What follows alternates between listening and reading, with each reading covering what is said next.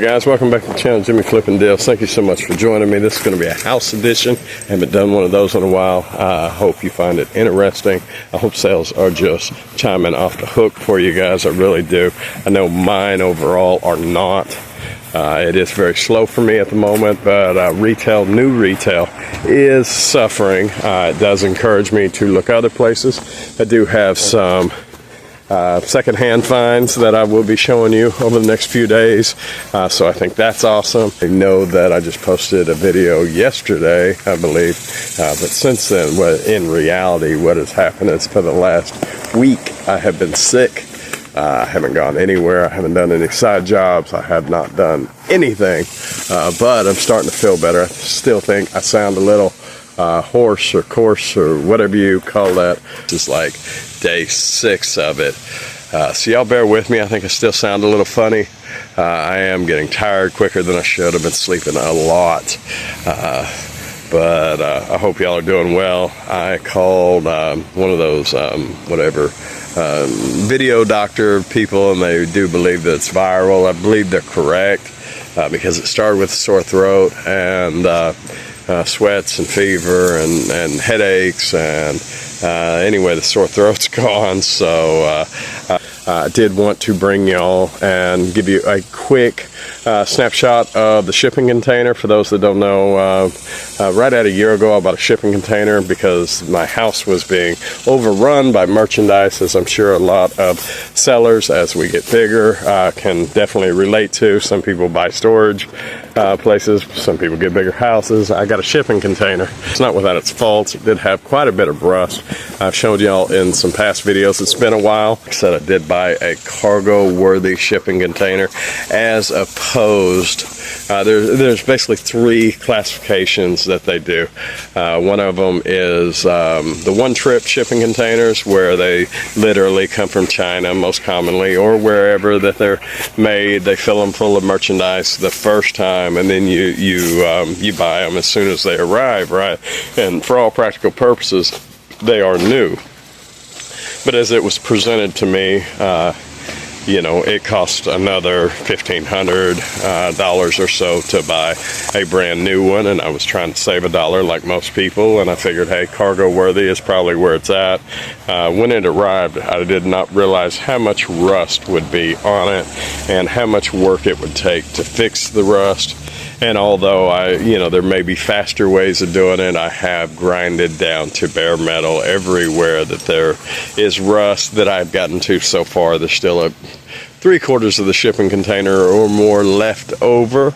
But in hindsight, and for anybody that's looking and on the fence about a shipping container, when they tell you it's going to be another $1,000 or $1,500 more for one of the one trips, which are the ones that have literally gone from overseas, whether it be China most commonly, to U.S. one time, or you can save some money by getting one of these, the cargo worthies that I got, that are still acceptable to go back overseas structurally, but they've got a lot of rust and whatnot on them. Please spend the extra $1,500. It is to get a new one, because I will be doing that on the next one that shows up. Please spend the extra $1,500 or so and get one of the one trips. I know I will on the next one that's coming in, because the damage is extensive, and it's just all over the place. So because I haven't even got a chance to get to this side, so this is probably the second worst side. I guess it's the second longest side. The front door is not horrible at all. The back still has some spots. Let me see. Ultimately not horrible. That's why I started on this side. But I have made some improvements over the last year, some very slow improvements on the exterior of the shipping container. Like a lot of work. I spend most days about 15 to 30 minutes a day. I've skipped a lot of days in the last year, but at any rate, I spend 15, 20, sometimes an hour out here sanding and then painting getting ready for the actual, the actual color to go on. Grinding it down to bare metal on the worst side of the trailer. I have got at head and below level, whatever within reach without a ladder, the vast majority of it. Let me start back here. Sanded down to bare metal and grinded through with the available, primed with the available paint that I had on hand, right? So let me see, flip you around. There's my dog in the back. What's up, Kaya? Kaya. Yeah, she don't care.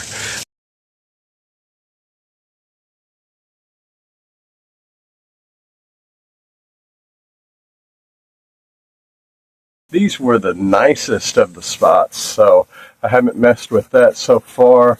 But all of this, all the way down until just about the end on the ground. So it's almost going to be time for the ladder to get this. This was by far the worst side of it. This stuff is just still. And then these, I hit the spots that weren't so bad. Last, I did the worst spots first, and I still have not even got done one side, but that is a heck of a lot of work to grind down each and every spot in here. I've just been using what paint I've had on hand, but these big old spots that are just literally everywhere. All the way through this thing. And it's funny, when I first started, I don't even care about the dent, I'm just trying to get the paint stable. When I first started this though, I bought a grinder and I bought these grinding wheels, right? When you first start, these things are just super sharp, right? And then shortly after, let me see if I can, yeah, I've got them here. Shortly after, they dull out just a little bit, and for me being naive and new to it and not experienced, whatever you want to call it, I thought they were done, right? Let me show you. Start out like this, right? They're nice and clean, and before too long, like I said, they round out a little bit, and I thought they were done, right? I mean, like, because it's not near as sharp, but these things are like $6 a piece, and I am cheap. Is that a big old Kaya hair? That's gnarly. It's horrible. But anyway, long story short, while trying to save $1, I realized there's a whole lot more to the sanding pad than what I first gave it credit for. Because that's the difference between the brand new and the original, or what I thought was done. And then this one is how much use I get out of them now. So, learning to get my money's worth out of those sanding pads. But I've gone through here, I've knocked it out. Like I said, I've almost got down one side as far as I can reach. Hopefully, if you haven't done so already, you'll subscribe. Short of that, y'all have a wonderful day, and I'll talk to you tomorrow. All right, bye.